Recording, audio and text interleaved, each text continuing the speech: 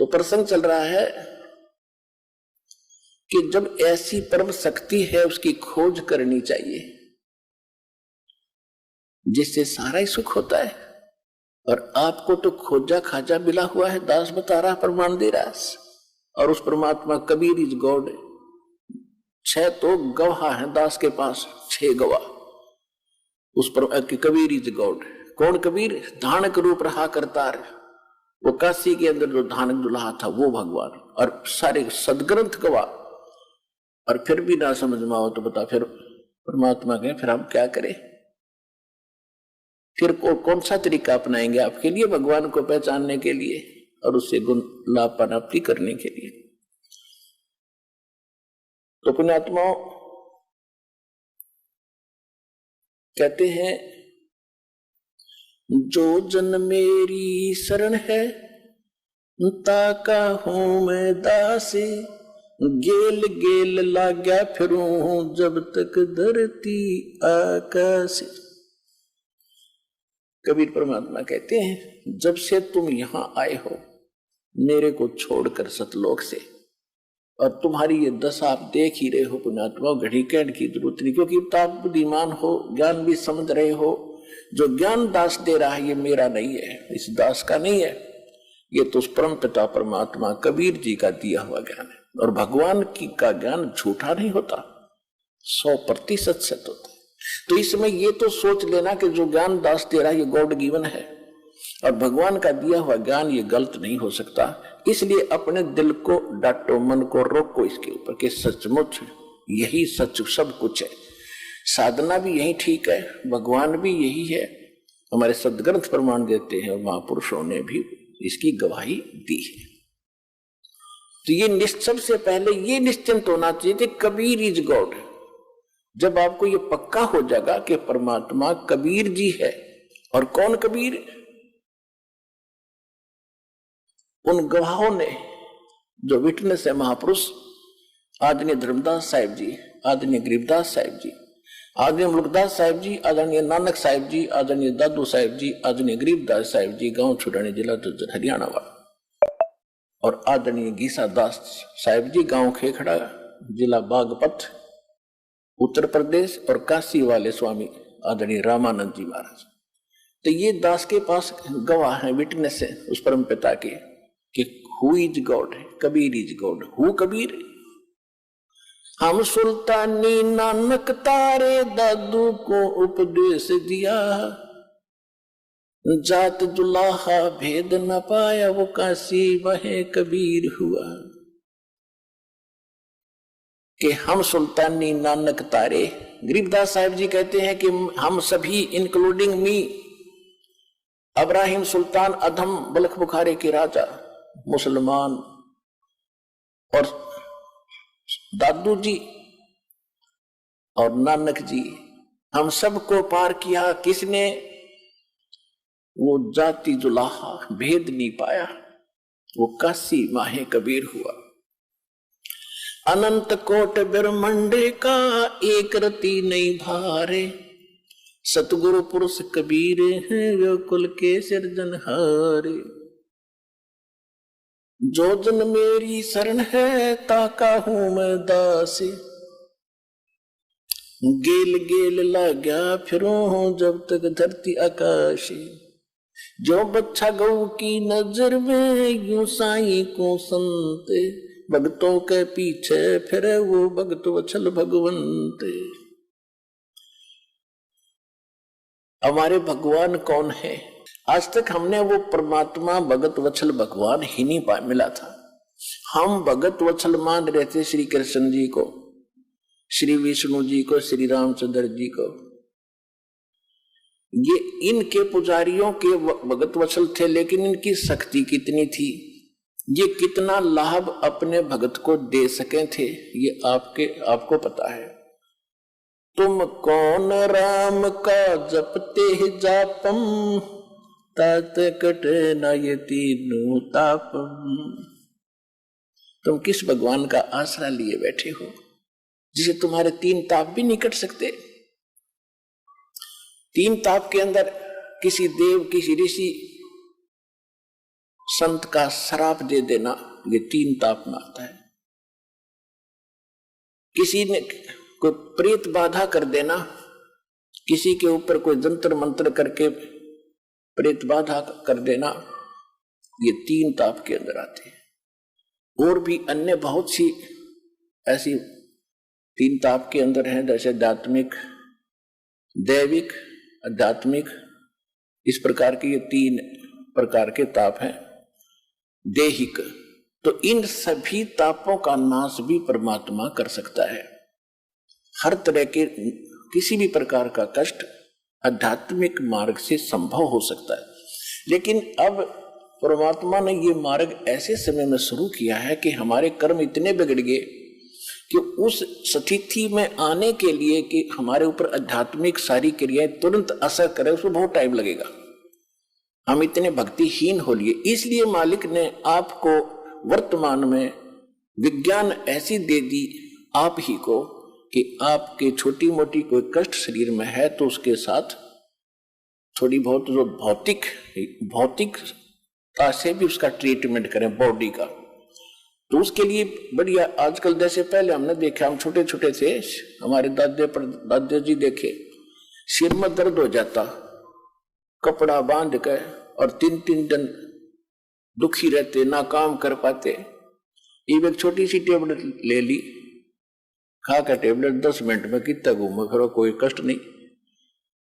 और उसमें ऐसा सिर में दर्द हो जाए, उसका ट्रीटमेंट ना हो तो भक्ति तो होए कोई ना, और दर्द याद रहेगा। तो मालिक ने आपके लिए ये सब व्यवस्थाएं कर दी है। थोड़ा बहुत अपने इस भौतिकवाद का भी सहारा लेना जो मालिक ने ही दे रखा है। फिर कुछ दिनों के बाद क्या होगा, आपको धीरे धीरे इनकी आवश्यकता ही नहीं पड़ेगी, फिर वो आध्यात्मिक क्रियाएं तुरंत काम करने लग जाएंगी जब आपकी भक्ति धर्म कर्म उभर जाएंगे। तो पहले ये थे ही नहीं, ये वेद भी बाद में प्रारंभ हुए। सतयुग में तो कोई ऐसा था नहीं, भक्ति से ही ये झाड़े धूड़े लानिए थे, ये तकरीबन बात सेट थी। लेकिन अब झाड़े लानिए भी नकली और लवानिए भी नकली, सारे फेल होते जा रहे। तो वो झाड़े अलग चीज, हमने नहीं लगवाना झाड़ा, क्योंकि झाड़ा लगाने वाला अपनी भक्ति खत्म करता है, लवाने वाला उसका ऋणी हो रहा है। हमने ऐसा मंत्र दे दिया आपको, इसको सारे झाड़ों का झाड़ा, यही मंत्र है जो हमने आपको दे रखा। इसके बाद कहीं ऐसी गलती ना करना, ये तो एक ज्ञान बता रहा हूं आपको, ऐसा होता है।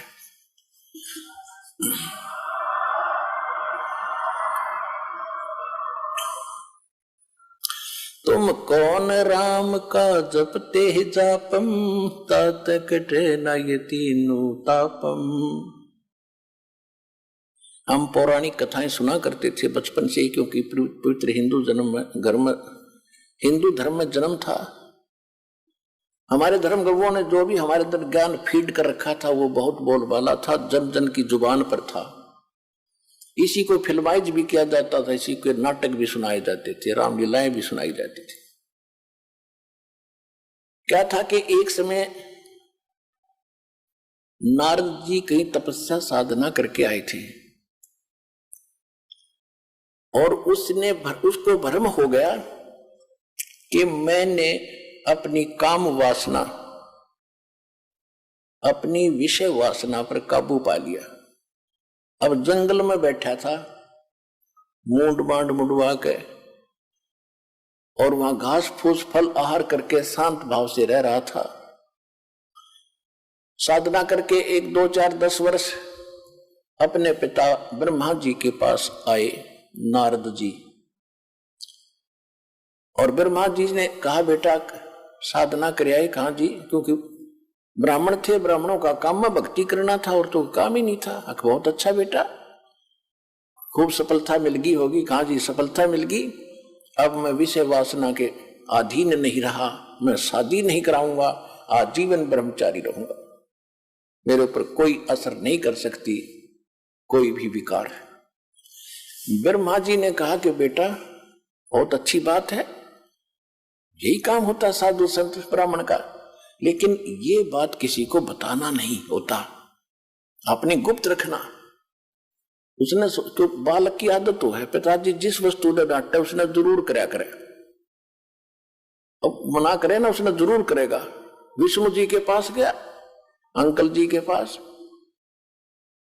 विष्णु जी से कहा कि भाई, विष्णु जी ने पूछा आ गया बेटा? कहाँ आ गया महाराज? हाँ भगवान, साधना करके आया हूं मैं जंगल में। अच्छा भाई, बहुत दिन में दिखा, कहाँ गया था? जी जंगल में साधना करके आया हूं मैं। अच्छा भाई, और मैंने अपनी सब इंद्रियों को जीत लिया है। विष्णु जी बोले भाई ठीक है, बहुत अच्छी बात है। अब मेरे कहा कि मेरे ऊपर कोई विषय वासना असर नहीं करेगी। विष्णु जी बोले भाई ठीक है, बहुत अच्छी बात बेटा।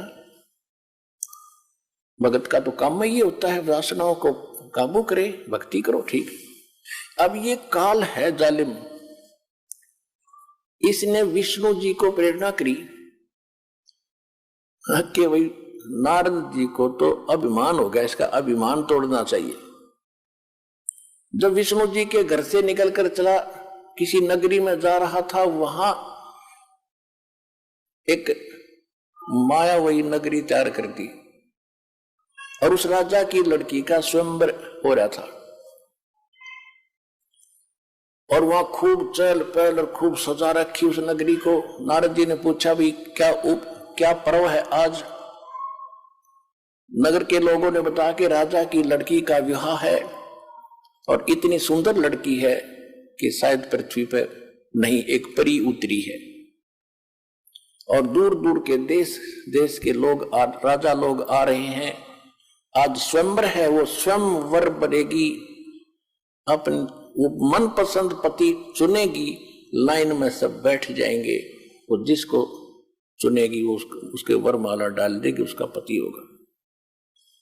और वहां फिर गाने बजाने, ढोल ढाल बाजे सब सुरीले। ये ब्याह के ढोल ढाल गीत गात बहुत बुरे होते हैं, ना प्रेरणा हो तो बनगी। अब नारद जी ने सोचा कि अभी देख लेते हैं, गृहस्थ जीवन भी देखना चाहिए। पिता ने ब्याह करवा रखा, चाचा ने करवा रखा विष्णु जी ने, और छोटे चाचा शंकर जी करवा रहे, तो ब्याह में कोई ऐसी बुराई तो है नहीं। यूं सोचकर थोड़ी सी दूर बाहर जंगल में बैठकर आधा किलोमीटर जाके और प्रार्थना की भगवान से कि साधना की, मैं आज तक आपसे कुछ नहीं मांगा, आज एक वस्तु मांगना चाहता हूं विष्णु जी से। विष्णु जी का रूप मांगना चाहा कर, विष्णु जी बहुत सुंदर हैं और उस रूप को मुझे प्राप्त होते ही लड़की स्वयं वरमाला डाल देगी, कहने की जरूरत ना पड़े मुझे। विष्णु जी आगे बोल बेटा क्या मांगते हो महाराज? ऋषि जी क्या मांगते हो? कि वचनबद्ध हो जाओ। वचनबद्ध हो गया विष्णु जी, मुझे हरि रूप चाहिए, हरि रूप चाहिए, मैं शादी करवाऊंगा, आज मैंने पक्का इरादा कर दिया है। विष्णु जी ने कर दिया तथास्तु। हरि माने बंदर भी होता संस्कृत में, उसका बंदर का मुंह लग गया नारद के। अब नारद जी चला खूब, ने सोचा तू आज बहुत ही हैंडसम है सबसे, और जाकर बैठ गया उस लाइन में जहाँ राजा लोग जवान जवान बच्चे बैठे थे राजाओं के। लड़की वरमाला लेकर आई, उससे बाईपास लिकट गई। उसने सोचा इसने ध्यान नहीं पड़ा लड़की का, नहीं तो इसने तो सबसे पहले मुझे ही चुनना था। वहां से उठकर दूसरी पंक्ति में जाकर बैठ गया, नुआ कट गए। वहां और 10 कदम दूर कर निकली, उसकी शकल पे भी डर लग गए। तब साथ बैठे एक राजा ने उसको दर्पण दिखाया, तेरी शकल तक देख ले, हमने डर लग न हो रहा, या तो वरेगी कड़ात ने।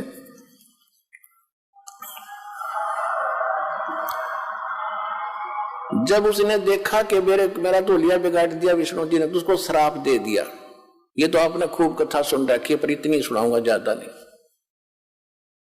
श्राप दे दिया कि एक पूरा जीवन, तू विष्णु जी को श्राप दे दिया कि एक पूरा जीवन जैसे मैं अपने आज पत्नी के वियोग में दुखी हूं, इस तरह तू सारा जीवन इसी वियोग में बिताएगा, और तेरी मदद मेरे कैसे मुंह वाले करेंगे, बंदर ही। कहने का भाव यह है कि जो दास सिर्फ इतना बताएगा, ज्यादा नहीं, क्योंकि सत्संग ये तो एक रामायण है और अब हम सुनाएंगे सत्संग, इससे निष्कर्ष निकाल कर। तो आपको मालूम है कि श्री रामचंद्र जी रूप में विष्णु जी का जन्म हुआ, राजा दशरथ से जन्म हुआ। सीता का अपहरण हुआ और जो भी श्राप था उसने पूरा किया। सारा जीवन दुखी रहा, घर से रावण के साथ युद्ध करके करोड़ों व्यक्ति मरवा के सीता घर लाया और 6 महीने के 1 साल के बाद उसको बाहर निकाल दिया किसी के कहने मात्र से।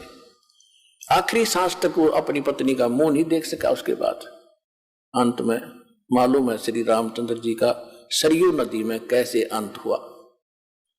उसके बाद उसी दौरान उसने बाली मारा था सुग्रीव का भाई एक वृक्ष की ओट लेकर श्री रामचंद्र जी ने, और उसका भी tit for tat Shri Krishna ji के रूप में देना पड़ा। वो बाली वाली आत्मा तो शिकारी बना और श्री कृष्ण जी के पैर में तीर मार कर उसका वध किया। ऐसे ही वृक्ष की ओट में धोखे से धोखा लग गया।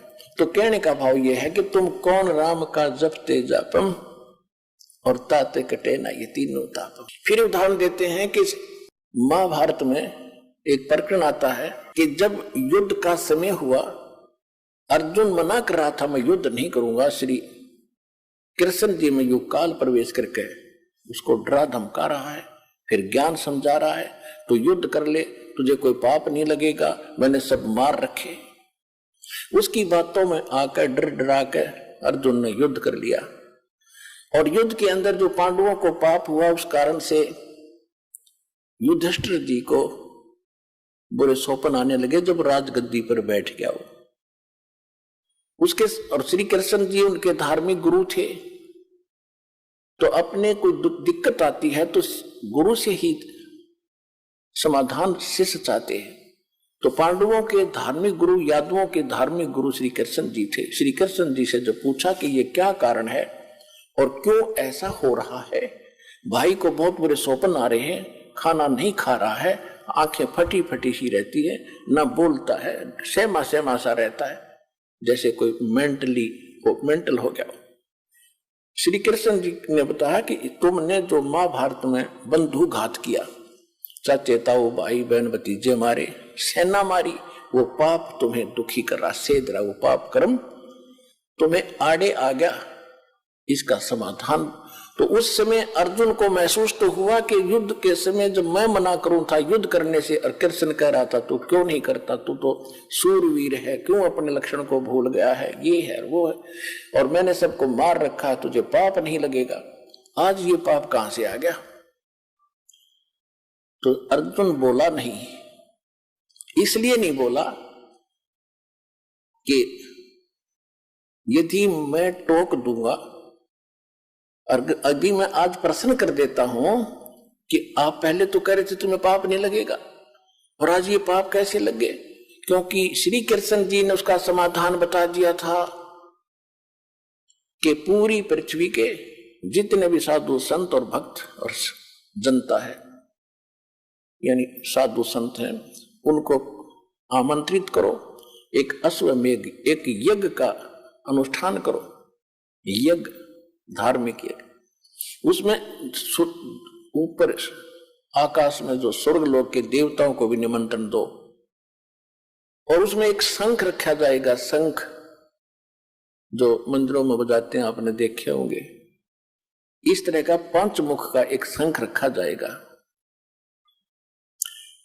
और उसमें जब यज्ञ शुरू होगी, सभी 33 करोड़ देवता, 88,000 ऋषि, 12 करोड़ ब्राह्मण और 56 करोड़ यादव, 9 नाथ 84 सिद्ध, ये सभी वहां पहुंचेंगे।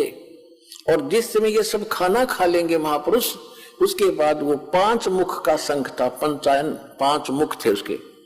आपने तो एक मुख का देखा होगा, 2-2 मुख के तो हमने भी देखे हैं, तो 5 मुख का था, उसके 5 मुख थे। और उसको कहीं अलग रख दिया जाएगा सटूल पर दूर। जब सभी खाना खा लेंगे उस यज्ञ में, वो शंख अपने आप बजेगा। शंख बज गया तो तुम्हारी यज्ञ संपूर्ण होगी, और शंख नहीं बजा तो यज्ञ संपूर्ण हुई नहीं, तुम्हारा संकट नहीं कटेगा। और दूर दूर तक सबको बुला के लेना, को साधु संत रह नहीं जावे पृथ्वी पर, और ना जाने किस में कौन सी करामात हो। इस सोच में सबको आमंत्रित कर दिया। निर्धारित समय पर फिक्स कर दिया। अब अर्जुन ने सोचा था कि यदि मैं अब प्रश्न कर दूंगा कि आप जब तो कह रहे थे तुम्हें कोई पाप नहीं लगेगा, राज्य पाप कहां से आ गया, तो मेरा भाई, क्योंकि इसमें अरबों रुपये खर्च होने थे, इतनी जनता जिम्मेगी, और मेरा भाई इतना नेक है, इतना सेंसिटिव है, यदि इसको ये आभास भी होगा कि खर्चा लगने जा रहा है मेरे ट्रीटमेंट पे, और भाई इसलिए ये वाद विवाद कर रहा है, ये चाहता नहीं मेरे को सुखी देखना, कहीं इसको ये भाव हो गया तो मेरा कोई जीवन नहीं रहेगा। इस करके अर्जुन चुप रहा, छाती पे मुक्का मारा, सब्र किया और कहा जो आप कहोगे वही होगा। अब कहने का भाव ये है पुण्यात्माओं, निर्धारित समय जो रखा गया था उस दिन 33 करोड़ देवता, 88,000 ऋषि, 12 करोड़ ब्राह्मण, 9 नाथ, 84 सिद्ध, इंक्लूडिंग ब्रह्मा विष्णु महेश वहां उपलब्ध थे। विष्णु तो कृष्ण था ही, ब्रह्मा विष्णु और आगे, ब्रह्मा और शिव और आगे बेस बदल के, और 33 करोड़ देवता। उसी समय परमेश्वर कबीर जी, चारों युग में मेरे संत पुकारे, कूक को हम हेल रे, हीरे माणक मोती बरसे, ये जग चुगता ढेल रे। परमेश्वर कहते चारों युग में आया हूं मैं, और अच्छी आत्मा पुण्यात्माओं को मैंने ये ज्ञान भी समझाया है। हम सब ने मिलकर भी ऊंचे ऊंचे शोर में जगह जगह जाकर के ये ज्ञान डंडोरा पीटा है, ये मुनादी की है, सत्संग ज्ञान कराया है, सुना, लेकिन कोई नहीं सुनता हमारी।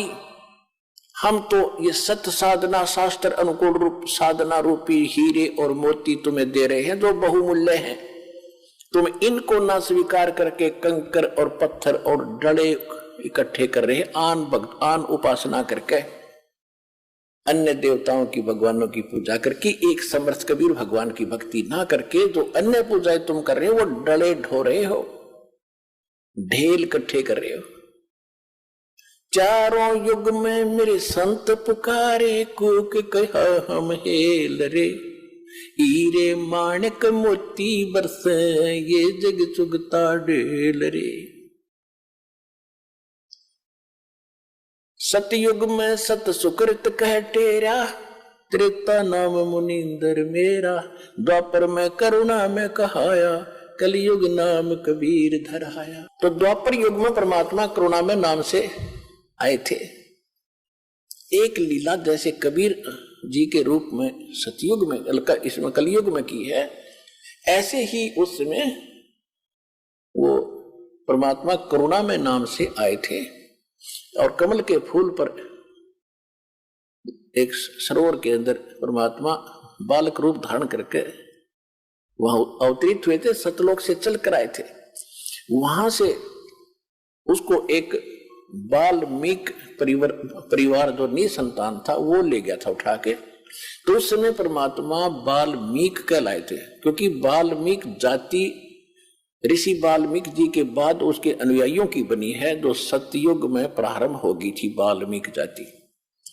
तो उस जाति में जन्मे थे वो, तो वहां परमात्मा वो उठाकर ले गए थे दंपति कबीर जी को, तो इस कारण से वो वाल्मीकि कहलाए जाता।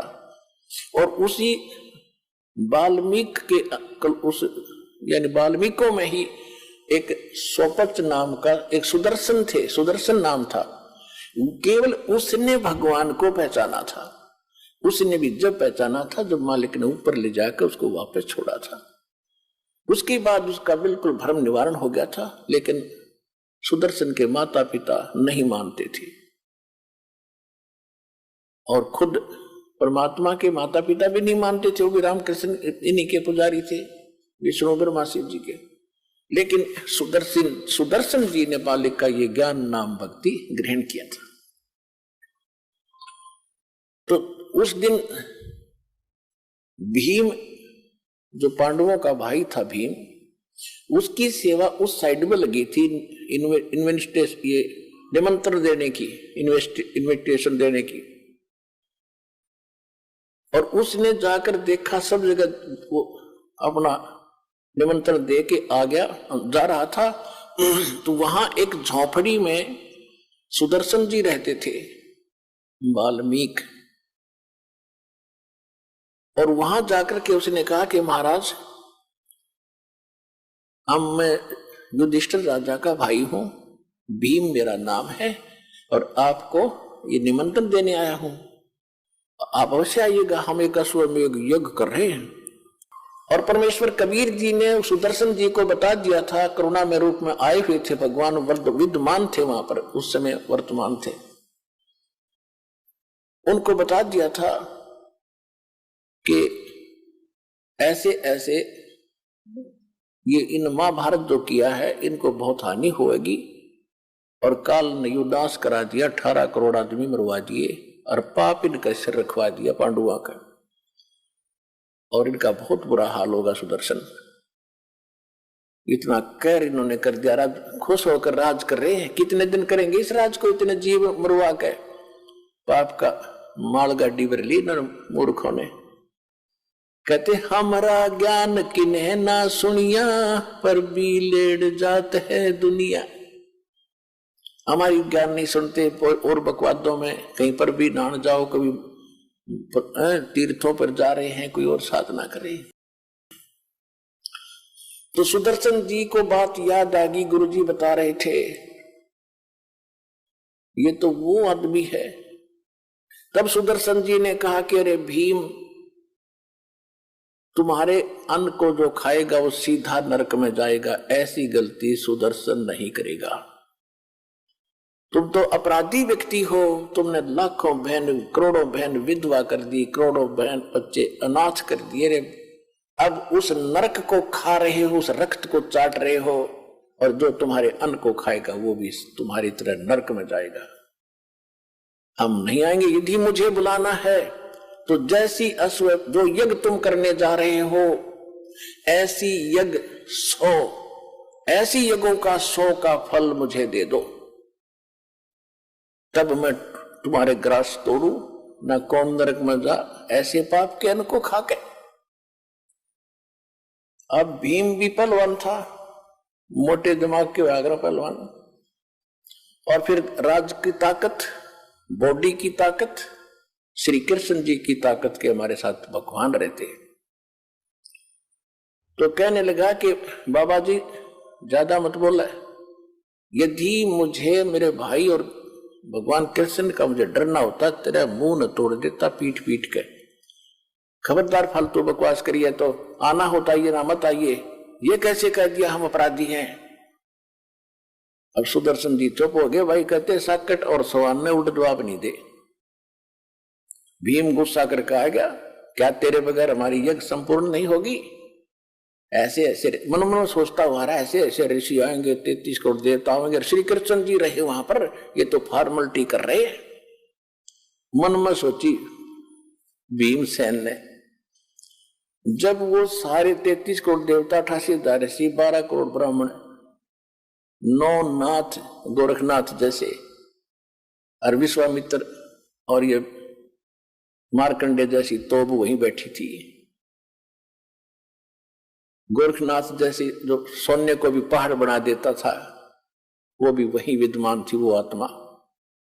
क्योंकि ये आगे चलते रहते हैं, प्रत्येक युग में इनका जन्म होता है, क्योंकि गोरखनाथ जो आत्मा आज हम जानते हैं वो पहले किसी और नाम से थी वहां पर।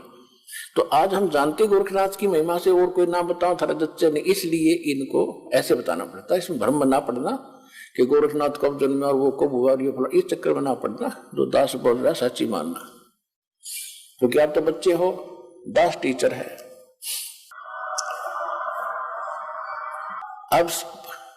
अब बताओ 33 करोड़ देवता, 88,000 ऋषि और 12 करोड़ ब्राह्मण, 56 करोड़ यादव, श्री कृष्ण जी के वंशज 56 करोड़ थे द्वारका में। वो उनके रिश्तेदार थे, क्योंकि अर्जुन ब्याह था, श्री कृष्ण जी की बहन ब्याही थी अर्जुन का शुभद्रा, तो रिश्तेदारों ने ताना ही आना था। वो 56 करोड़ रिश्तेदार आ रहे। धार्मिक अनुष्ठान में सब ने भोजन कर लिया, संघ की तरफ इंतजार कर रहे थे, टस से मस ना हुआ। युधिष्ठिर कहने लगा, भगवान हमारे पाप ही ज्यादा है। ये तो स्पष्ट दिखाई देता है मुझे, वो दिख रही है, वो बहनें रो रही थी, चूड़ियां फोड़ रही थी, टक्कर मार रही थी। जिस दिन मैं गंगा घाट पर गया था, हरिद्वार में गया था, बच्चे लिपट लिपट कर रो रहे थे, पिता कहाँ गया। आज मुझे वो याद आ रही है कि हम बहुत पापी हैं, लेकिन अब ये समाधान मुश्किल लगता है। तब श्री कृष्ण जी ने कहा कि इसका समाधान करने वाला संत पहुंचा ही नहीं है। युधिष्ठिर को कुछ आशा जागी कि कौन है ऐसा महापुरुष, या गले नहीं उतरी युधिष्ठिर के कि श्री कृष्ण जी ने भोजन खा लिया और ये 9 नाथ 84 से 33 करोड़ देवता 88,000 ऐसी 12 करोड़ ब्राह्मण वेद के वक्ता जिन चारों वेद कंठस्थ कर रखे थे, दुनिया को बड़ी महिमा सुनाते थे, सिद्धियां भी रखते थे, सबने भोजन कर लिया, शंख नहीं बजा, और कौन है पृथ्वी पर। तब श्री कृष्ण जी ने कहा भाई एक सुंदर। फिर युधिष्ठिर जी ने पूछा कि भगवान क्या इन महापुरुषों के भोजन से ये समाधान नहीं हुआ, क्या ये साधु संत इतने तपस्वी नहीं है। श्री कृष्ण जी ने कहा कि तपस्वी ना है, ये तो 84 के ढोर हैं, अगले जन्म में कोई गधा बनेगा, कोई कुत्ता, ये अभिमान के मारे हुए हैं, इनके पास वो भक्ति नहीं है। युधिष्ठिर के ना जच्ची यह बात, कैसे ऐसे ऋषि, और वहां ऐसे वशिष्ठ मुनि जैसे भी आ रहे, क्योंकि आत्मा ये स्वर्ग में है, ये कभी आ सकती है जब तक ये पुण्य है। इनका चक्र तो फिर बन जाएगा जब अगले जन्मों में गधेर कुत्ते बनेंगे। सुर नर मुनि जन 33 करोड़ी, ये बंदे सभी निरंजन डोरी। यानी निरंजन के ही संविधान में है। और इसका संविधान क्या है, कोट जन्म तन भर मत होगे, कुछ ना हाथ लगा रे, कुकर सुकर खरबया बोरे, कौवा हंस बुगारे। इंद्र कुबेर ईश की पदवी, ब्रह्मा वण घबराया, विश्वनाथ के लोक को जाकर फिर भी उल्टा आया। इनका जन्म नहीं समाप्त होता। ये पोस्ट है 33 करोड़ देवता, 88,000 ऋषि, व्यास जी आदि, तो ये मर जाएंगी, अगले बार दूसरी आत्मा इन पोस्टों पर होंगी, ये कुत्ते गधे सुअर बन जाएंगे। श्री कृष्ण जी ने अपना आशीर्वाद देकर दिखाया कि देख, कोई अपने आसन पर जहां वो बैठे थे, कोई गधा बनकर खड़ा है, कोई कुत्ता बनकर, कोई सर्प बना है, कोई केंचुआ बना है। उस दृश्य को देखकर युधिष्ठिर घबरा गया कि भगवान ये लीला बंद करो, मैं देख नहीं पा रहा हूं, ये हालत होगी इनकी। हाँ, ये हालत होगी इनकी भविष्य में, ये लीला नहीं, ये सच्चाई है। फिर भगवान कौन है ऐसा महापुरुष जिससे हमारा उद्धार हो। तो श्री कृष्ण जी ने कहा कि ऐसे यहां से इतनी दूरी पर, और वो स्थान है, वहां एक महापुरुष रहता है जो सतगुरु का शिष्य है, वो ही एक भक्त है, उससे ही ये कल्याण हो सकता है। ये भी परमात्मा की रजा थी। श्री कृष्ण की जो दृष्टि खोल दी, उसको वही दिखाई दिया, अब वो संत है जिससे यह बात बन सकती है। तो फिर पूछा कि उस साइड में कौन भेजा था निमंत्रण के लिए, कि भीम भेजा था। तो भीम को बुलाकर पूछा कि आपने इस महापुरुष को निमंत्रण दिया या नहीं। भीम ने कहा जी निमंत्रण तो दिया, लेकिन वो तो कुबोल आदमी है, वो अच्छा आदमी नहीं है। श्री कृष्ण जी ने पूछा भाई देखो, आपकी जो सेवा दी थी वह पूरी करनी चाहिए थी, कौन कैसा है ये आपने नहीं देखना होता है, वो तो यहां ही बेरा पट्टेगा कौन कैसा है। और यह कोई बात थी तो हमें बताना चाहिए था। क्या हुई बात, उसने क्या कह दिया ऐसा कि सुदर्शन, भीम बताता है कि उस महापुरुष, उस संत ने, भगत ने ये कहा कि मैंने जब अपना इंट्रोडक्शन दी कि मैं भीम हूं, युधिष्ठिर का भाई हूं, और ऐसे ऐसे में ये कर रहे हैं अनुष्ठान, आप भी आइएगा। उन्होंने कहा कि तुम्हारे अन्न को तो वो खाएगा जिसने नरक में जाना हो, तुम तो अपराधी व्यक्ति हो, घोर पाप कर रखा तुमने। श्री कृष्ण जी को मालूम था कि ये भी पहलवान है, इसने भी कुछ बकवास जरूर करी होगी। तो आपने क्या उत्तर दिया, कि मैंने ये उत्तर दिया कि यदि मुझे भगवान का डर ना होता, मेरे भैया से मैं बहुत शर्म करता हूं, नहीं तो तुझे मैं यही समार देता, तेरा मुंह तोड़ देता। ऐसा कुबोल बोला उसने। श्री कृष्ण जी ने कहा, देखो साधु संतों के साथ इस तरह बोलना भी पाप है। तूने एक अपराध और कर लिया। भले आदमी, तुम इतनी संकट के अंदर खड़े हो आज, और उसने कौन सी झूठ बोल दी? अपराधी हो तभी तो तुम इतना दुख हो रहा है, नहीं तो नहीं होता ये, और उसके बिना ये हो नहीं सकता। मुझे बताना चाहिए था, चल मेरे साथ, उसके बिना यह बात बढ़े। अब तो उनके जमीन छोटी पड़ गई थी, उनको कारण बीड़ी धरती होगी, और कोई हो नहीं रहा। संकट जो का 2 करोड़ अरबों रुपये खर्च भी हो लिए, अब मरता क्या नहीं करता। बिल्ली बिग्गी बनकर, बिग्गी बिल्ली बनकर, और वो भी साथ साथ। श्री कृष्ण जी बोले, चलो मेरे साथ। 5 पांडव, 6 कृष्ण जी, और रथ लेकर के वहां पहुंचे। एक योजन यानी 4 कोस की दूरी पर रथ छोड़ दिया। रथ पीछे पीछे आ रहा है, और 5 पैदल चल पड़े। श्री कृष्ण जी ने जाकर, उस दिन क्या हुआ कि सुदर्शन जी ने ये बात जाकर बताई अपने गुरुदेव करुणामय अर्थात परमेश्वर कबीर जी से, कि भगवान भीम आया था और ऐसे ऐसे कह रहा था, मैंने तो उसको मना कर दिया। परमात्मा बोले, बहुत अच्छा किया बेटा, न जल का मर जाता, इतना पाप है उनके ऊपर, तो ऐसे अन्न को खाना नहीं चाहिए। अब परमात्मा बोले, वो फिर आएंगे भाई, क्योंकि उनका काम तो बनना ही नहीं है, बनना ही यहां से है, वो तो हमसे ही बनेगा। और बेटा अवश्य आएंगे, फिर भी वो आएंगे, नाक रगड़ेंगे तेरे पास, माफी मांगेंगे, वो देख लेना जब उनका काम बनेगा। अब सुदर्शन ने सोचा भी ये तो फिर दुखी करेंगे, वो तो वहां से छोड़ के झोपड़ी और भ्रमण पे निकल गया महीने 20 दिन के लिए।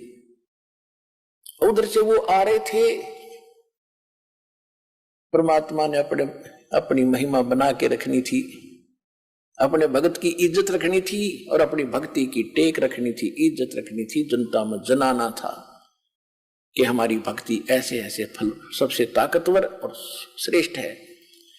खुद सुदर्शन रूप बनाकर अपने शिष्य का झोपड़ी में बैठ के जाकर अपनात्मा अध्यात्म मार्ग के अंदर एक ऐसी परमात्मा की रजा होती है, उसमें किसी को बताने की आवश्यकता नहीं पड़ती ये कितनी कौन पोस्ट है या कौन व्यक्ति है, कौन पुरुष है, कौन सिद्ध है। अपने आप ताकतवर के सामने वाला अपने आप झुक जाता है। जब श्री कृष्ण जी वहां आए तो परमात्मा बैठे थे झोपड़ी में आसन पे। श्री कृष्ण जी ने मुकुट समेत प्रणाम किया। श्री कृष्ण जी दंडवत प्रणाम कर रहे हैं तो सारे 5 पांडवों ने भी करना था, क्योंकि वो तो फंसे पड़े थे। पहलवान ने भी प्रणाम किया, दंडवत प्रणाम किया। फिर खड़ा होकर के श्री कृष्ण जी ने कहा कि हे परवरदिगार, ये युधिष्ठिर है, ये इसके सब भाई हैं, इन्होंने एक यज्ञ किया है, इनको आपत्ति आई है, आपको मंत्र देने आए हैं, आपको ले लिवाने के लिए आए हैं। आप चलिए सृजनहार, इनका उद्धार करिए, इनके यज्ञ में चलिए, इनका कल्याण हो जाएगा। साधु संत से ही होता है कल्याण। तब परमेश्वर ने कहा सुदर्शन रूप में कि भाई देखो महाराज जी, आप त्रिलोकीनाथ रहे, मैं एक गरीब आदमी झोपड़ी वाला, आप तो समर्थ हैं, आप सक्षम हैं, आप तो लीला कर रहे हो, आप भी तो कर सकते हो। श्री कृष्ण जी बोले नहीं, जिसका काम उसी को साजे और करे तो मूर्ख बाजे, जो तो आपसे होगा भगवान। तो श्री परमात्मा ने कहा, सुदर्शन रूप में बैठे थे, कहा कि भाई मैंने इस पहलवान से बताई थी, मेरी शर्त पूरी करो। कौन सी शर्त थी आपकी? श्री कृष्ण जी ने पूछा, क्या शर्त थी आपकी? मेरी शर्त है कि 100 भीम ने बता दिया था कि ये शर्त भी रखी उसने कि 100 अश्वमेघ यज्ञ का पुण्य मुझे दो, तब मैं चलूं। इस बात से मुझे और दुख हुआ कि ये आना ही नहीं चाहता। तो श्री कृष्ण जी को वहां पता लग गया था कि ये कंडीशन है महात्मा की असली, तो वह भी उनका ध्यान में थी बात।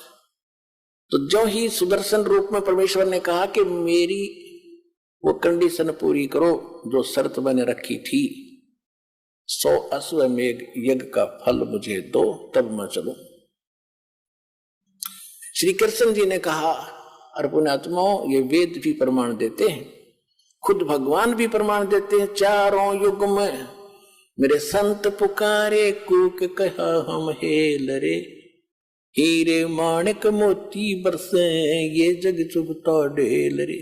चारों युगों में मालिक आते हैं, चारों युगों में यही सूक्ष्म वेद की वाणी बोलते हैं जो दास आज आपको सुना रहा है। लेकिन उस समय ये संस्कृत के ज्ञाता, ये अभिमानी लोग इस लाल को परख नहीं पाते और हमें भी वंचित रखते हैं, स्वयं भी वंचित रह जाते हैं। परमेश्वर ने तो श्री कृष्ण जी ने कहा कि परमात्मा ने वो वाणी बोल ही रखी थी और ये शब्द खंड नहीं होता, सबके अंतःकरण में ये जो का तू जमा होता है। चाहे कितनी बार जन्म कुत्ते का देखा हो लो, मनुष्य का जब जन्म होगा और यदि आपका वो टीवी चालू हो गया जातक मां से, तो आप सामने ये कभी भी ये वाणी पढ़ सकते हो, सामने नजर आ जाएंगी, सुन भी सकते हो अंदर से टेप की तरह। तो श्री कृष्ण जी ने कहा, आपकी वाणी है भगवान, संत मिलन को चालियो तजमाया अभिमान, जो जो कदम आगे रखे सो सो हो यज्ञ समान। इस अध्यात्म मार्ग से आपने भी शिक्षा लेनी है कि जिस समय यदि इस सतलोक आश्रम बरवाला में ये दास बैठा है, पृथ्वी पर संत कहो, सतगुरु कहो या दास कहो, जिसके पास वो अनमोल खजाना है जो किसी के पास नहीं है, इससे वो अनमोल खजाना प्राप्त करने की विधि कैसे है? संत मिलन को चालियो तजमाया अभिमान, जो जो कदम आगे रखे ओ हे यज्ञ समान। अब जैसे आप यहां आते हो, अपनी पद, अपनी ताकत, अपनी ऊंची जाति, सम्मान, पद, इसको भूल के आया करो, यहां मत लेके आया करो। ये बीमारी है, ये तो रोग है भयंकर इस जीव के लिए। यहां तो एक दास बनकर आओ। जैसे बच्चा विद्यालय में जाता है, बच्चे कितने बड़े अधिकारी का है, किसी राजा का है, किसी का है, वहां तो एक साथ पढ़ता है, एक जैसा बैठता है और बच्चे उसको खुरकाते धमकाते, इधर बैठ, चल इधर बैठ।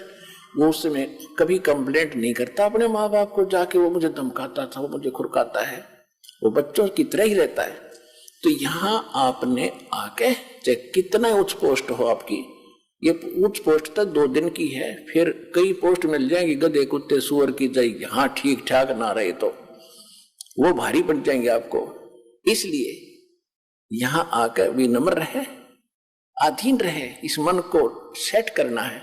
जब तक हम अधीन नहीं होंगे भगवान राहत नहीं देगा।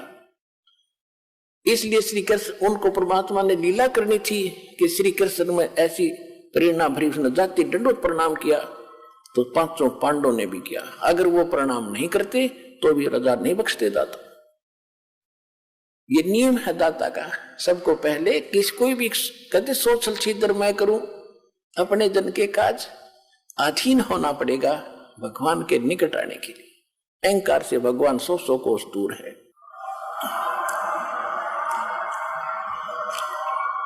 तो श्री कृष्ण जी ने कहा कि आप ही का वचन है भगवान, संत मिलन को चालियो तजमाया अभिमान, और जो जो कदम आगे रखे ओ हे एक समान।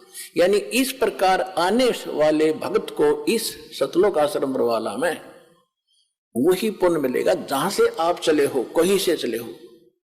और कदम बोला मालिक ने ऐसे, चाहे आप ट्रेन में आए हो, चाहे आप किसी चीज में आए हो, वहां से यहां तक के कदम नाप देगा आपके, और उतने ही यज्ञ का पुण्य आपके अकाउंट में लिख देगा, जो यहां बिल्कुल मर्यादा में रहेंगे आकर के।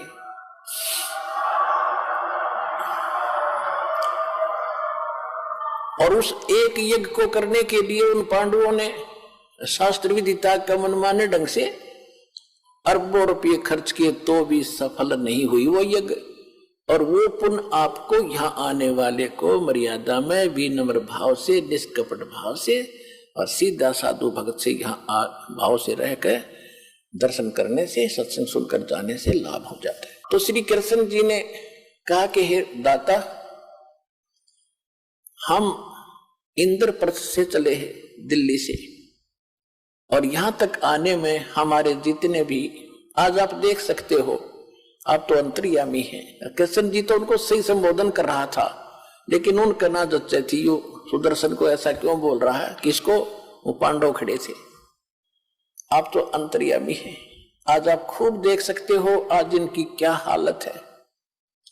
ये मेंटल हुआ खड़ा है धर्म युधिष्ठिर तो, और इनका इतना पैसा खर्च हो चुका है। ये आपके सामने भीम, अर्जुन, नकुल, सहदेव सारे खड़े हैं, आप देख सकते हो आज इनकी क्या हालत है। भीम बड़ा पश्चाताप कर रहा था, ऐसे ऐसे कर रहा था, ऐसे ऐसे कर रहा था, और इतने अधीन होकर आपसे आज आपके द्वार आए हैं।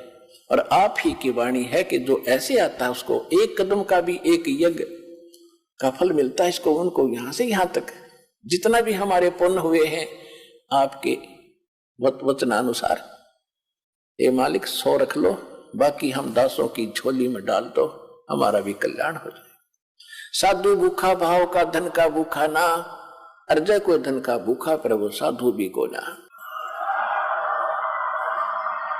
वो तो यही देखना, यही बनाना चाहते थे कि मैं अपनी रजा बकस सकूं, इस योग्य हो जाइए।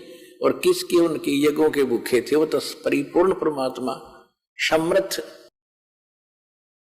कबीर भगवान। सब पदवी के मूल हैं और सकल सिद्धि है तीर, दास गरीब सतपुरुष बजो वो अवगत पुरुष कबीर। के सब पदवी के मूल हैं, सब पदवी यानी जैसे प्रधानमंत्री राष्ट्रपति अपने देश के, उसके पास सभी पावर हैं, सब पद जितने हैं, कोई मंत्री का है, मुख्यमंत्री का है, कोई आईएएस आईपीएस डॉक्टर, जो भी तहसीलदार है, वो सब पदवी के मूल हैं, उसके नौकर हैं सभी। वो किसी भी पावर अपनी पद का सब पद उसके पास हैं, उसने आगे बांट रखे हैं। तो वो फिर तहसीलदार बनना चाहोगे क्या, पर राष्ट्रपति नहीं। इसी प्रकार कहते परमात्मा तो कबीर जी तो सब पदवी के मूल हैं और सकल सिद्धि है तीर, उसके पास सब सिद्धियां हैं, असंख्य सिद्धि। यहाँ तो अष्ट सिद्धि में से कोई एक आदि सिद्धि प्राप्त करके ये चौधरी पाके फिरे थे, महापुरुष पाके गए थे, विद्वान और भगवान की दर्जा ले गए थे। अगस्त ऋषि जैसे ने 7 समुद्र पी लिए एक घूंट में, इसी से सबके यहाँ बोल बाला हो गया। कहते उसके पास सकल सिद्धि है तीर, उसके सब उसके पास वो सिद्धियां हैं जो इनके पास कभी नहीं हो सकती। और दास गरीब सतपुरुष भजो, गरीबदास जी कहते हो सतपुरुष की भक्ति करो, अविगत सत्य कबीर। अब इस बात से प्रसन्न होकर परमेश्वर ने कहा ठीक है मैं चलता हूं। खूब अधीन देख लिए। जब भीम गया था ना पहली बार, उसने बकवास करी थी, उससे पहले वो स्नान करके आया था एक तालाब में, बहुत बड़ा तालाब था, और उस समय भीम की भी हाइट लगभग 30-40 फुट की थी द्वापर युग में। और जब उसने उस तालाब में स्नान करने के लिए सुबह सुबह गया तो उसके पैर नहीं टके थे, गोते मार मार नाव था। तो तब परमात्मा ने उस भीम से कहा कि पहलवान इधर आए एक बार। कहा जी, जो तन्यो खड़ा था पहलवान भीमसेन, कि तू के डींग मार। उस दिन क्या कहा था भीम ने, क्योंकि सारी बातें बताएंगे। जब उन्होंने ये कहा ना सुदर्शन जी ने कि भीम तुमने नाश कर रखा, 18 करोड़ आदमी मार दिए, और आज तुम राज प्राप्त करके उन बहन बेटी विधवा होगी, अनाथ बच्चे होंगे, उसको नरक को खा रहे हो। तो भीम ने कहा था कि ज्यादा मत बोला बाबा जी, अपने दम से युद्ध जीता है, एक का मारू था 20 मरे थे, इतनी ताकत है मेरे में। तो उस समय परमात्मा तो अंतर्यामी, उन्होंने तो सबकी वार्ता का पता ही होता है क्या क्या बात हुई थी। तो परमात्मा ने कहा कि सुदर्शन जी रूप में कि भीम जिस दिन आप पहले आए थे, जब ये कह रहा था एक का मारू था 20 मरे थे, मेरे में ताकत है, तेरे जैसे ताकतवर तो नरे जा लिए तो पासिंग भी कोई ना भाई। जिस दिन आप यहां आए थे और उस तालाब में स्नान करके आए थे कहीं, कहा जी उस तालाब, वो तालाब बताओ कौन था? वो कुंभकर्ण का यू खोपड़ी थी ऊपर ऊपर की या कटोरी सी, जो वहां पड़ी थी और पानी से भरी हुई थी काफी वर्षों से। वो स्वच्छ जल है उसमें। वो तो कुंभकर्ण का यू इतना हिस्सा था, खोपड़ी खोपड़ी यू कटोरा सा। बाकी कितना होगा ना सोच ले पहलवान, तेरी क्या औकात है उसके सामने। उसके जोड़ में तो तू त्रेपा भी ना टेके थे उसकी खोपड़ी में। वो कितना ताकतवर कितना बलशाली होगा। ये तो सारी सच्ची मान्यता का जी होगा होगा जी अवश्य होगा। जब नहीं जब बताऊं तो ना सुना वो। तो पुण्यात्मा आप देख लो विचार करके, इन बातों में हमने नहीं आना है। संसार की कोई वो फलानी ताकत है वो है, ये बकवाद है सारी। ताकत तो एक ही है मालिक की, उसके बाद सब झूठी है। सतलोक चले गए तो हमारा कल्याण है, नहीं तो यहाँ पर माटी न्योए बनी रहेगी असंख्य जन्मों तक।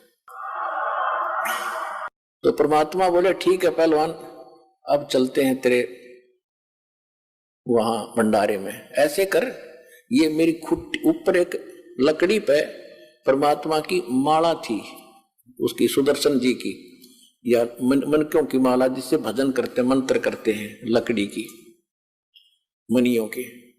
कहने लगा ये माला उतार, मैं लेके चलूंगा। भीम गया फटाफट, क्योंकि आज्ञाकारी हो गया था जब, तो ऐसे महापुरुष से हमारा काम बनेगा। माला उतारने लगा तो भीम ने सारी ताकत ला ली और न पसीना आ गया और शर्मा के नौका नो छोड़ के आ गया।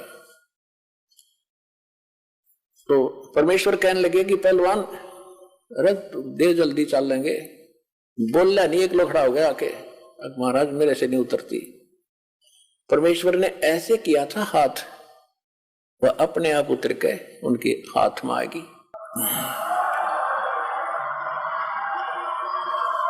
अपने आत्माओं संत चमत्कार नहीं करते, उनसे आपा हो जाते हैं। और ये अगर मालिक थोड़ा सा ना करते, अगर ऐसा नहीं करते तो भीम इनका थोड़ा बहुत भ्रम बना रहता। तो वो तो एक ट्रेलर दिखाया था परमात्मा ने, ताकि इनका दिल डटा रहे, वहां तक इनका सब्र बना रहे। और फिर मालिक की वेशभूषा कैसी थी? जंगल में रहने वाले फटी पुराने कपड़े, धोती लपेट रखी हुई, ऊपर रखे कपड़े उपड़े होते नहीं थे, और पैरों में बुआई फटी हुई, यानी मतलब जैसे काफी दिन स्नान हुए, गांव में ऐसे रहते हैं। इस वेशभूषा बैठे जाता, बाल बूढ़े हुए, छोटे छोटे दाढ़ी बढ़ रही, तो लेकर चल पड़े रथ में बैठा के। और वहां बैठे 33 करोड़ देवता, 88,080, 12 करोड़ ब्राह्मण, 9 नाथ 84 शब्द। और सभी जब उन्होंने देखा कि ये संत लाए हैं ये, और इससे कहते हैं कि ये शंख बजेगी, तो वो सभी जो उपस्थित थे, वो सभी देवता वगैरह, वो क्या कह रहे थे आपस में कि इनके पाप ही ज्यादा है भाई, ये तो इनको भोगने ही पड़ेंगे, ऐसे थोड़ा ठीक होते हैं। यानी अपने ऊपर दोष कोई नहीं देता कि हमारा ब्योंत नहीं इसको ठीक करने का, हमारे अंदर अभिमान है ये। तो जब उसको लेकर आए तो सभी ने अपने परने मुंह पर लाकर हंस रहे हैं कि ये बजाएगा इनका शंख, ये भी भ्रम मिट जाएगा इनका। अब श्री कृष्ण जी ने द्रौपदी जी से कहा कि द्रौपदी बहन, ये महापुरुष है जिसे तुम्हारा यो काम बनेगा। नहीं तो सबके, वो तो बहुत दुखी हो रहा था सारा परिवार, काम नो का नो, पैसे सारे खर्च लग हो गए और संकट निवारण हुआ नहीं, यो 3 ताप का कष्ट भी ना मिटा। प्रेत बाधा थी, प्रेत बाधा थी धर्मदास उसको, धर्मराज युधिष्ठिर को, और वो भी इतना हट्टी। तो द्रौपदी से कहा कि बहन ऐसे कर, श्री कृष्ण जी ने कहा कि बहन बढ़िया भोजन बना, ये महात्मा रोटी खाओगा, भोजन खाएगा तो शंख आपका काम पूरा होगा। अपनी आत्माओं ऐसी सची थी में, और नहाकर धोकर स्वच्छ तरीके से बड़ा एक आइटम द्रौपदी ने अपने हाथों बनाया। कदे कोई नौकर गलती कर दे और महात्मा ने स्वादिष्ट ना लगे, क्योंकि ये ऋषि ऋषि देशी होया करे, ये ऋषि लोग थे, ये तो न सोच ले सर्प थे, सर्प विषैले, इनकी सेवा में थोड़ी सी कमी रह जाए श्राप दे दे, पुण्य तो दूर की बात है, पाप पहले दे दे, लेकिन साधु संत कभी श्राप नहीं देते। साधु संत श्राप नहीं देते, ये तो नकली लोग दिया करते हैं। तो द्रौपदी ने भोजन बना के मैं बनाऊंगी, कहीं कोई त्रुटि ना रह जा किसी नमक मसाले में बनाने में। बना के भोजन नारी नारी आइटम, जलेबी न्यारी, कचौड़ी न्यारी, पकौड़ी अलग से, लाडू, दही बड़े, हलवा, पूरी, कचौरी सब बना के बड़े से थाल में कटोरियों में डाल के और महात्मा जी के सामने खुद परोसा। अब परमात्मा ने क्या किया, कटोरी तो न्यारी रख दी अलग अलग, उनमें से थोड़ा थोड़ा भोजन डाल लिया, सब आइटम ले लिए थोड़े थोड़े, भी मेहनत करी है बेटी ने, और थोड़ा थोड़ा इतना सा सारा डाल कर थाली में इकट्ठा करने लग गया। अब द्रौपदी ने सोचा था कि महात्मा घास फूस का खाने वाला, जंगल में रहने वाला, ऐसा भोजन बना दिया, उंगली खाओगा उंगली चाटेगा और 100 जगह मेरी महिमा बांटेगा कि भोजन बनाया द्रौपदी ने। भाई ऐसा भोजन सुना ही नहीं, देखा भी नहीं इतना स्वादिष्ट। अब उसने बनाया तो इस दृष्टिकोण से था, सभी बहनों की यही एक टेंडेंसी होती है कि अतिथि आ जावे तो कोई मेरे बनाए हुए भोजन में त्रुटि ना रहे, कहीं ये बाहर जाकर मेरी बुराई करे कि ऐसी बहन थी उसने कुछ भोजन भी ना बनाना आया। तो अपने सामर्थ्य से अच्छा भोजन बनाती है, यही द्रौपदी ने किया। जब उसने देखा द्रौपदी ने कि इसने तो सारा काम बिगाड़ दिया, सारा गुड़ गोबर कर दिया, सारी इकट्ठी कर दी, टेस्ट नहीं लिया किसी वस्तु का, और मैंने 2 घंटे तक दो में आंख फुड़वाई, लकड़ी से चूल्हे पर बनते थे आइटम, तो मन मन में बहुत बुरा भला कह दिया महापुरुष के प्रति कि जिसी सकल इसी अकल, शूद्र का शूद्र ही रहा, इसने खाने का भी नहीं पता, ये काहे का शंख बजाएगा, काहे का ये काम पूर्ण करेगा, ये मन बड़ा दुष्ट है, 1 मिनट में काम बिगाड़ देता है। अब वो अंतर्यामी थे, द्रौपदी में के बकवाद भारी है, अहंकार था उसके अंदर कि मैं राजा की रानी, मैंने खुद भोजन बनाया, राजेश ने ये क्या कर दिया, कोई खाने का भी नहीं पता इसको, मेरे को एक बार भी ना सराया। परमात्मा अंतर्यामी थे, अब उसमें वह मरोड़ रही थी, अहंकार था। जब तक अहंकार है भगवान मदद करेगा नहीं, उसका वो अहंकार तोड़ना था, उसका बल काटना था, तो उसमें मरोड़ी रह रही थी थोड़ी बहुत, बल टेढ़ा मंड रह रहा था, टेढ़ापन ठीक करना था द्रौपदी का। परमात्मा ने क्या किया, जितना भी वो सामान थोड़ा थोड़ा इकट्ठा पदार्थ मिलाए थे, इकट्ठा करके एक बार खाया। जो शंख रखा था टस से मछली हो रहा था, उसने एक बार आवाज की और बंद हो गया, सबका ध्यान गया, खुशी की लहर दौड़ गई कि हो बन गई बात। दूसरी बार फिर खाया, दूसरी बार फिर शंख ने आवाज की, फिर बंद हो गया। 5 बार में उसने सारे आइटम को खा लिया जो डाल रखा था थाली में, तो 5 ही बार में वो शंख बजा और बंद हो गया। परमात्मा ने वह थाली चाट दी और साफ करके रख दी। अब युधिष्ठिर ने कहा कि भगवान ओहो निहाल हो गए, ये परमात्मा कहाँ छुपा था ये रुस्तम, ओहो ये तो परम संत है, आपने बड़ी दया करी, ये आप ही का आशीर्वाद है इसके ऊपर। कृष्ण जी बोला मेरा आशीर्वाद ना है, ये तो आशीर्वाद किसी और का है, तुमने उसका पता नहीं, ये आशीर्वाद तो कोई और है, ये खुद आशीर्वाद दिखा है मैंने, तो आशीर्वाद नहीं है इसके पास। तो फिर कृष्ण जी ने कहा कि भाई बात सुनो, ये अभी बात बनी नहीं। क्यों नहीं बनी भगवान, क्या बात हो गया? कि इस शंख ने तो बहुत देर तक बजना चाहिए था और इतनी जोर की आवाज करनी चाहिए थी, स्वर्ग लोक में इसकी आवाज जानी चाहिए थी, अभी बात बनी नहीं भाई। अब कलेजा पकड़ लिया युधिष्ठिर ने कि भगवान अब किसको लाओगे बुला करके? श्री कृष्ण जी ने कहा कि भाई कोई बुलाना शेष नहीं है, ये महापुरुष जो बैठे है ना, ये परमात्मा है, खुद ने सोच लो, परम शक्ति है, और इसके एक बाल के बराबर भी ये 3 लोग नहीं है। द्रौपदी युधिष्ठिर अपने घर में किसी ने कोई गलती कर रखी है भाई, पुण्यात्माओं देखो, सतलोक आश्रम बरवाला जिला हिसार हरियाणा में सभी भक्त आते हैं और सबको एक ही जैसा आशीर्वाद, एक ही जैसा मंत्र सबको दिया जाता है। एक तो आता अगली बार कूदता हुआ, जी मैं ये ठीक हो गया, मुझे ये लाभ हो गया। दूसरा कहता मैं 5 बार आ लिया, मुझे कोई लाभ नहीं हो रहा। पुण्यात्माओं, जब पावर हाउस एक और उसी से कनेक्शन सबको दे रखा, एक की बिजली जल रही है, पंखा चल रहा है, दूसरे का नहीं जग रहा है, तो तेरा पंखा खराब है, उसने ठीक करा भाई, जगेगा। सतगुरु के दरबार में कमी काहे की ना, हंसा चूक नहीं पावता, तेरी चूक चाकरी मां। अपनी त्रुटि ठीक करे,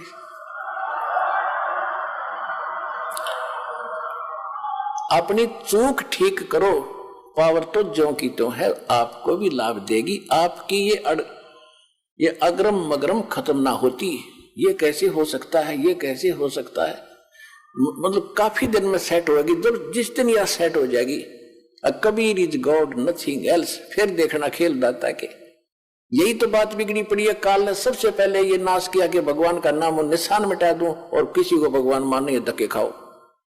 अरदास के लिए सबसे बड़ी समस्या है कि मैं भगवान को भगवान सिद्ध करूं, हजारों प्रमाण दूं, जब जाके दिमाग में सेट होती है सचमुच कबीर इज गॉड। और जब तक ये विश्वास नहीं होगा वो लाभ मिले नहीं।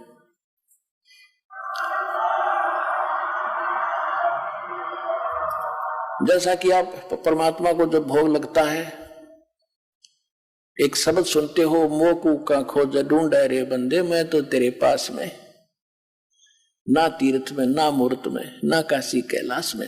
लास्ट में फाइनल करते हैं, कह कबीर सुनो भी साधो, मैं तो हूं विश्वास में, और सब श्वासन के श्वास में। जो नाम तुझे दिया गया उसका जाप कर, और जिस दिन तुझे विश्वास हो जाएगा कबीर इज गॉड, सब कुछ कर सकता है, हृदय मान लेगा तेरा, उस दिन देख मेरे खेल।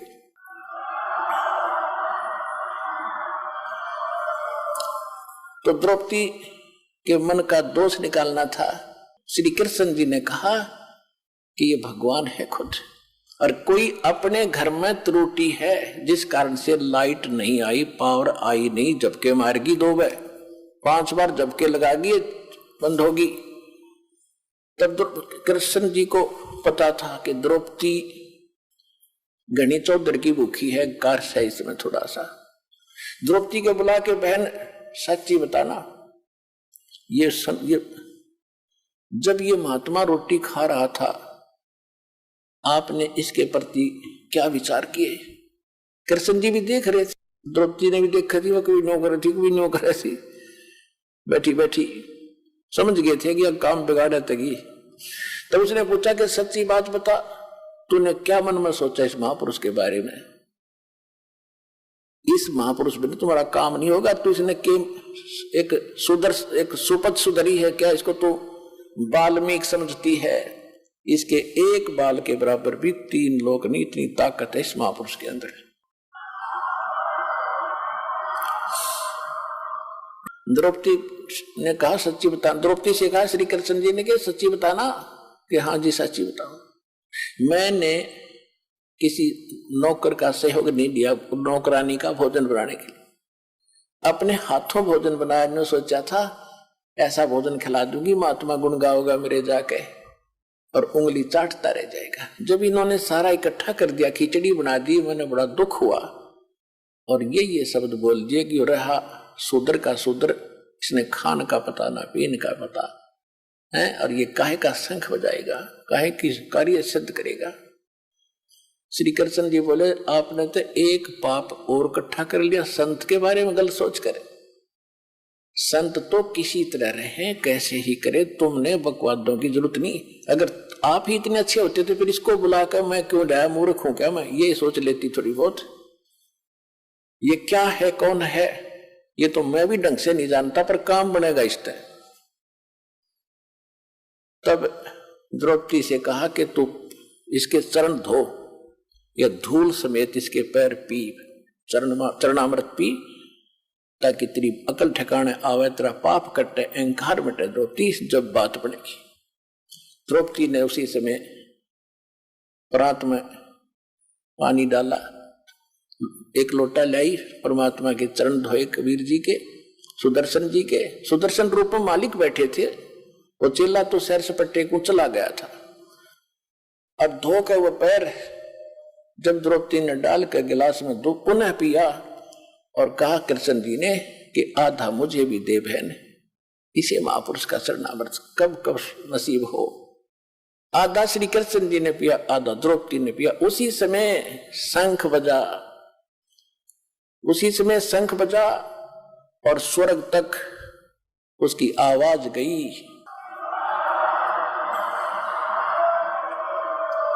पूरी पृथ्वी पर फलदार वृक्षों के फल लदपद हो गए, फूलदार वृक्षों पर फूल लदपद हो गए। पूरा बसंत सा छा गया उस पूरी पृथ्वी के ऊपर और बाहर सी आ गई उस परमात्मा की कृपा से। तब उनके वो 3 ताप का दुख दूर हुआ। वो 3 ताप भी तब कटे, वो प्रेत बाधा भी ना श्री कृष्ण से कटी, ना और साधना ऋषि मुनियों से कटी, समाप्त हुई। वो संकट भी परमेश्वर कबीर जी के उस शक्ति से, विधि से वो हुआ। तो पुण्यात्मा यहां जो आते हो आप, यहां वो साधना है जो सुदर्शन जी करते थे और भगवान बताते थे, और उसी साधना से मालिक ने कितनी संकट टाले थे। तो यहां जो आप साधना कर रहे हो, आ रहे हो, आपके ये 3 ताप भी कबीर परमात्मा यहां करेगा, इस विधि से करेगा, सारे ठीक होंगे।